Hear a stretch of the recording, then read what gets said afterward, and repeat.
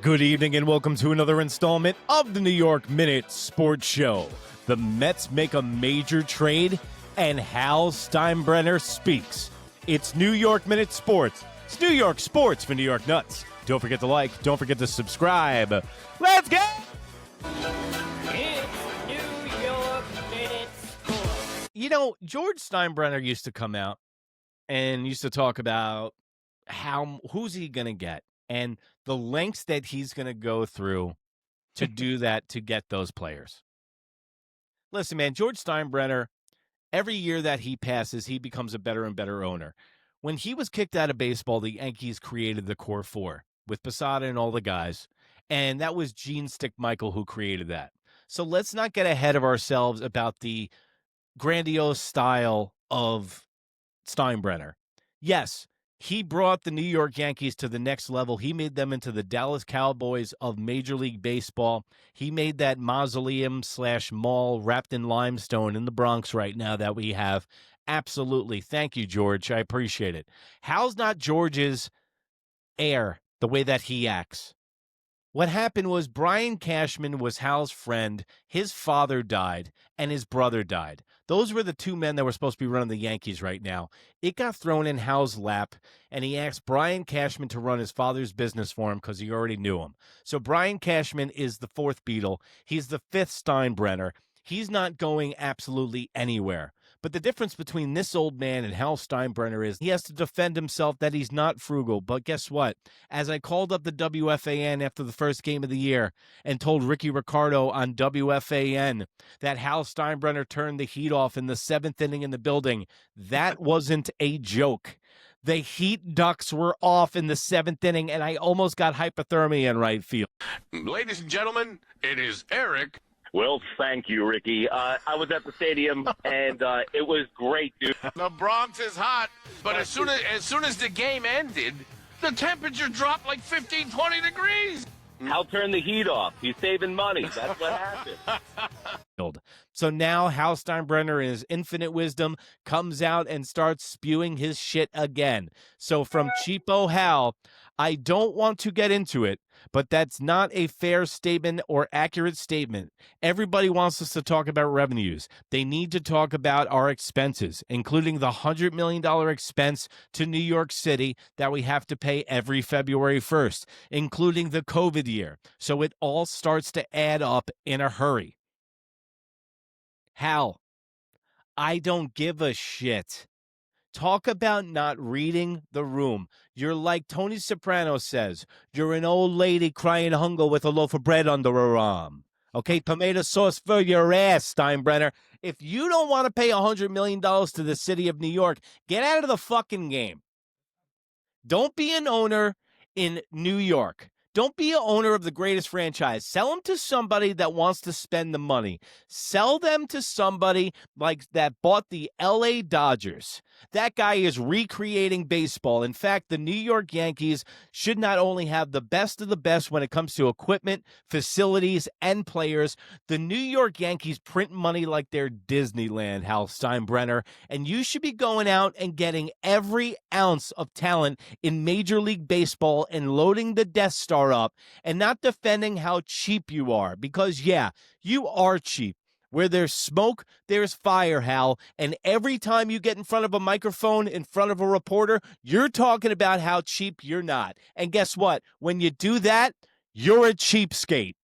Go out and spend. You pocketed $410 million of revenue off of this team last year. On the books for $810 million that you pulled in. After you pay everybody, after you pay the $100 million to New York, you still pocketed $410. Is that not enough for you, Hal? You make $100 million, you're crying and bitching about that to the state of New York and to the city of Manhattan. Good, you should pay it. If there was no state, if there was no city, if there was no fans, you'd be in the garment district by now, HAL Steinbrenner. You need to wake up and remember who fills your coffers with money every year. It's us. the New York Yankee fan, and you keep telling us we're in the hunt for 28 and all this pinstripe excellence bullshit. You're bullshit. You tell us about greatness, you tell us we're going for a ring, and then you tell us the playoffs is a crapshoot. Go load up the Death Star, Hal, and stop fucking around, because we know when we're getting gaslighted. We know when we're getting our leg is getting pissed on, and don't tell us it's raining out.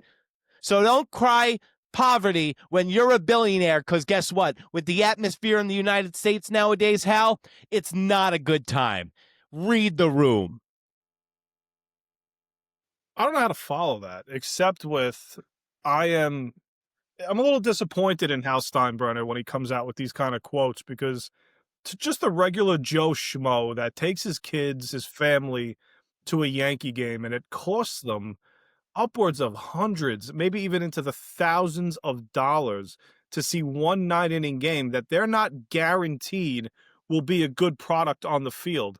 The only guaranteed thing is that HAL Steinbrenner makes money.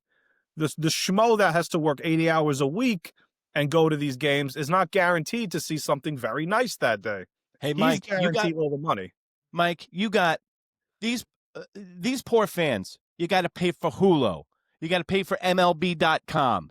You got to pay for you have all these different things that you got to pay for. You got to pay for, hey, guess what? I finally get the Gotham channel. Get the Gotham channel. Oh, no. Now Friday night it's on Apple TV. What do you mean it's on Apple TV? Now I got to pay for Apple TV. No. Now it's on ESPN on Sundays, but it's not on regular ESPN. It's on the paywall ESPN. What are we doing here? Not only for pay-for service, if you want to watch every single Major League Baseball game, is around $476 a year, Mike.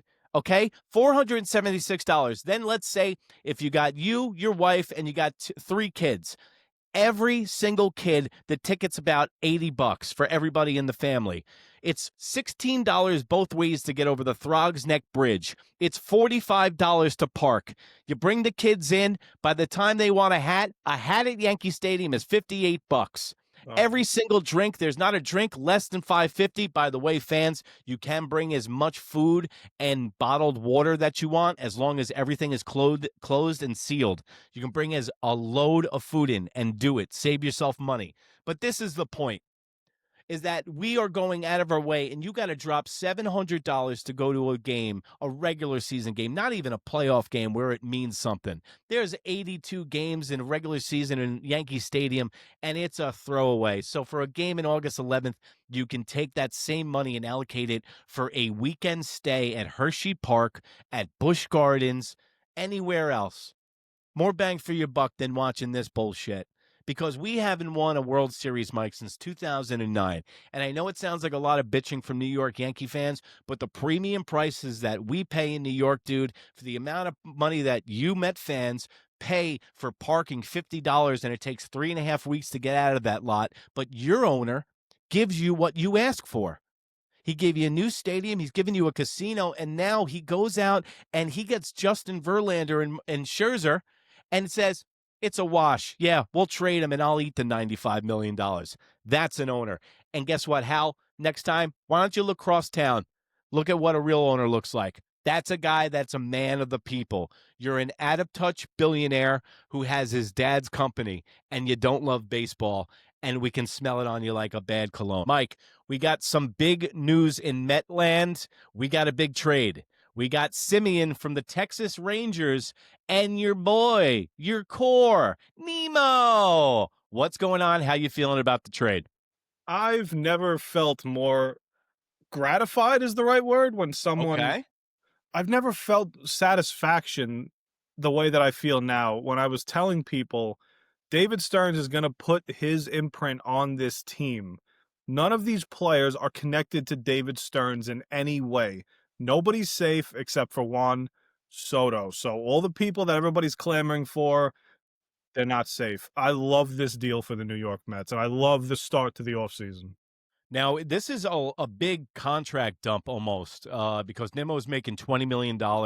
They don't like the way that contract is going to age because of his plantar fasciitis, because of all these injuries that he's injury prone. He does play a lot for a guy that's injury prone, which is good, but yeah. Semien's going to give you that. He's going to give you every single game. So Semien's making $26 million a year, and Nimmo's making $20 million a year. So it's pretty much a contract swap and change for change's sake. Yeah, what it does to it offers the Mets what you can't when you're David Stearns, you can't talk about the term run prevention and bring back Nimmo, bring back Alonso, and just everything is just fine. All we need to do is add pitching. The Mets' problems were so much deeper than just adding pitching. Getting rid of Nimmo opens up an outfield spot down the line. Semien's contract is 3, Nimmo's is 5. And the Mets in year 4 and 5 of this Nimmo deal were going to be completely stuck with him. No value in year 4 and 5. The most value you're going to get for Nimmo is right now. Couldn't expect much back in return for him, but it's not a one-for-one swap. It's getting rid of Nimmo's contract, opening up more holes on the team that they could fill with more athletic players, while also shoring your defense at second base. Maybe he gets a little pop like he did a year or 2 ago, and hopefully getting rid of a lot of the problems that this core of players have had over the last couple of years. You know, listen, we talk about windows in sports, and the Mets window is closing. Who's the original guys? Alonso, Nimmo, who else? Nimmo's the most. He's been here for 10 years, technically. So he's been the most here. And Alonso for 6. McNeil's another guy. Lindor since 2021. Those are the longest tenured guys. And Diaz since 2019 as well. Yeah, so, but like the original guys, Alonso, and he looks like he's on his way to Beantown for Boston before the Mets make some big moves. And I don't know if the Mets are very interested in having Diaz back, because I don't think they're going to like the price tag. And also the Dodgers apparently are going heavy in the paint for a closer to go along with Tanner Scott, with Devin Williams has been even mentioned for the Dodgers. And the one thing I was going to say about the New York Mets here is when they're changing this core is that you have a huge overhaul right now in the NL East. You got the Philadelphia Phillies, who are kind of apart on the floor of a garage somewhere. And now the New York Mets are in a big crossroads right now to what direction and who they want to be and who the face of this team is.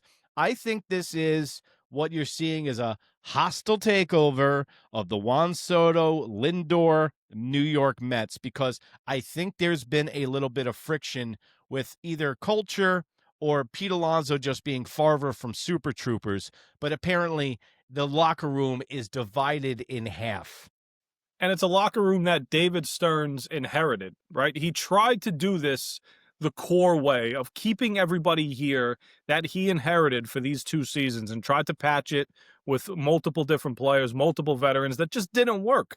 So how are you going to fix that? You see it all the time with the Yankees in the postseason. I don't see it with the Mets because we're never there all the time. You watch all these postseason teams every year.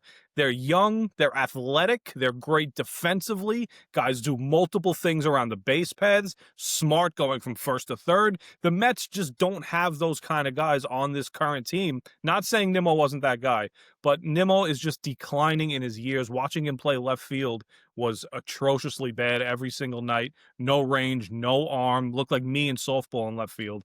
Couldn't take it anymore. And like you said in the start, he plays a lot of games, but he plays them, and you're just waiting for that one swing that's going to affect his neck, his foot, his anything on his body. So I think the Mets got out early in this, and I can't express how happy I am that Stearns is finally doing this.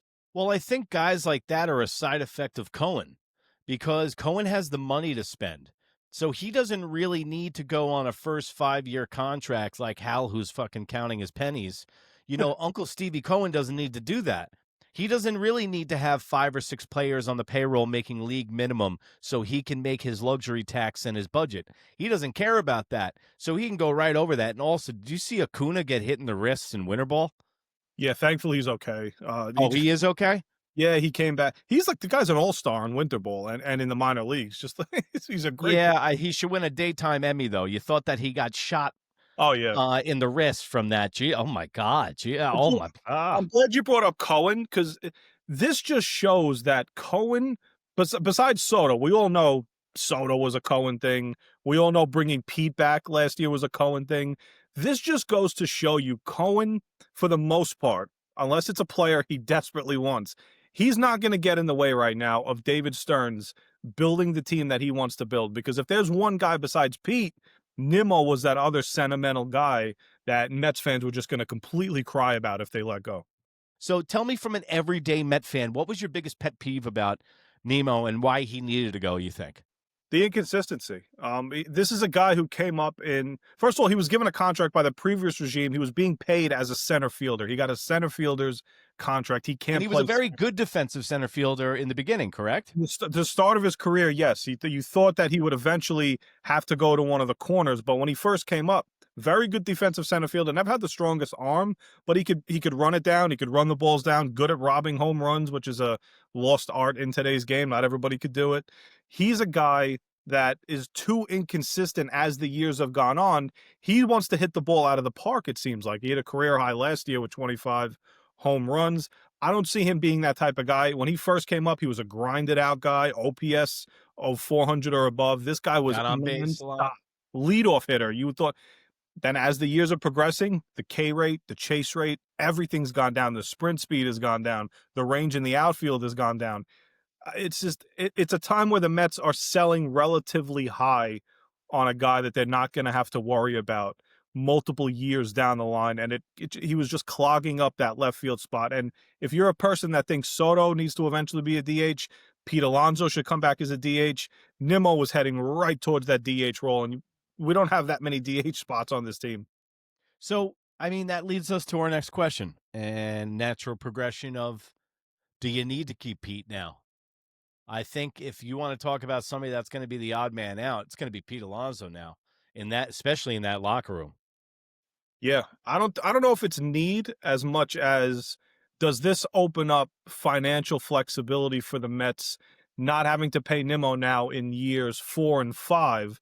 Does that give Pete that extra year that he's been clamoring for from the Mets, saying, okay, we're not going to be paying Nimmo that 45, 46 million.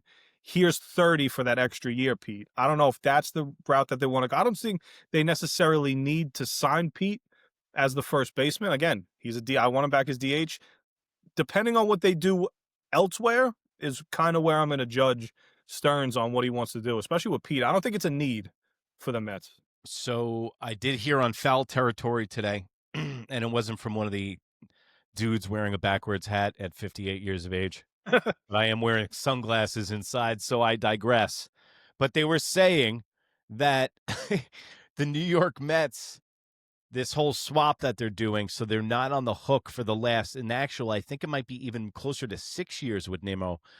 So they're not on the hook for the last 4 years of that contract at $26 million a year. Semien's ends at 3. And by the way, I'm struggling not to call him Trevor Semien. The 3 years ends on Semien's contract. Great quarterback for the Vikings and terrible for the Jets. But his contract ends, and now they can load up the Death Star to go get Cody Bellinger and Kyle Tucker at the same time. You would and think. Then they can have a $1.2 billion outfield. I think I'm thinking more big picture with a guy that both of our teams should be hot off the press for. And depending on what happens with ownership and the relationship that Soto has with this player, I think that there could be eyeing some sort of Fernando Tatis deal and moving Soto to left field and putting Tatis in right. The Mets Did you happen to see my video here on New York Minute about the hypothetical trade from the Yankees to San Diego for Fernando Tatis Jr.? If you guys haven't seen it, you can check out the video at the end of the clip at the end of this video, because I'll leave a link. I was proposing the same thing. All right, so showdown. So you stinky little bitches cross town, all right? This is what I find. I like Steve Cohen, okay? No hate on Stevie Cohen. I hope he buys the Jets. But now this is when we got two fucking noses in the same trough. Can you, like, you always got, it's like the little brother grew up. It's like, hey, can I get a bite? Can I get a bite? Can you go back in your room, please? Stay away from Fernando Tatis. You're not allowed. You know the rules on this show, Mike. You're not allowed to talk about Spencer Jones, all right? Yeah. And you're not allowed to go after Fernando Tatis Jr. But I would like to hear, I'm giving you permission for the next 5 minutes. Be a free-range chicken and let me know. How do you surmise that the Mets would actually go after Tatis? Well, San Diego's ownership is clearly selling the team. So okay, cool. In agreement with that. Fire sale. The owner, for everybody that doesn't know, the owner was very sick. He had cancer. It's a very sad story. He spent a lot on Mookie Betts, Fernando Tatis Jr., Juan Soto. He got even at one point. Yu Darvish, he owns like a billion space bucks too. The man passed away, and now they're left holding the bag. They're trying to sell the team, and generally when a team goes to liquidation or a fire sale, they start getting rid of assets. Now you got guys like Manny Machado. You got Fernando Tatis Jr., who's a left fielder with power, right-hander, which the market free agency is very thin on this year. So what were you surmising that they would do for Fernando Tatis Jr.? Soto and Tatis have a very, very nice relationship. Let me just start with that. So, Okay. so getting Tatis to New York in general there's no player made for New York. Is this a Shawn Michaels and Vince McMahon relationship with Soto and Tatis, or is this completely different? Dude, if I'm celebrating a World Series, I'll have a Shawn Michaels Vince McMahon relationship. You're like, I'll be the 1, 2, 3 kid, okay? Whatever I could do. Yeah, but the Mets I'm have sorry, the continue. farm system. The Mets have the farm system to make a trade like that happen. There really is no untouchable, unless you want to say it's McLean or Carson Bench, which are their top two prospects. There's not a prospect I'm not willing to part with to go get Fernando Tatis Jr., a proven player, over a prospect, and bringing him to New York. That's better than a Bellinger. To me, it's better than a Tucker, and it's a guy who already is locked in long term. You're not going to have to worry about giving him a new contract because he's already got one, and I think that could rejuvenate his career even more, getting him into the bright lights of New York. And you know what? And that's exactly the reasons I have him coming to the New York Yankees. Is that Fernando Tatis Jr. is exactly what the New York Yankees need. He's a left fielder, which we need, right-handed, with power, athletic, 820 OPS, the whole deal. Also, he immediately solves your left field problem and can solve your shortstop problem immediately. When Anthony Volpe gets back from injury, you move him over to his natural position with his noodle arm to second base. Now you have a platoon of Caballero and Volpe playing second base. So I see Mike. I already see the look on his face. What happened to Jazz Chisholm? Where did he go? Guess what? He's getting moved in the Fernando Tatis Jr. move. We give You're going to love that deal. They could get Jazz Chisholm Jr. to the San Diego Padres with Will Warren. 33 starts last year. He's only on the second year of his first 5-year contract. It looks like he's going to be another good starter down the road. So what you're doing in theory is you're eliminating contract from the San Diego Padres, because we looked right here on this show. We broke down his contract.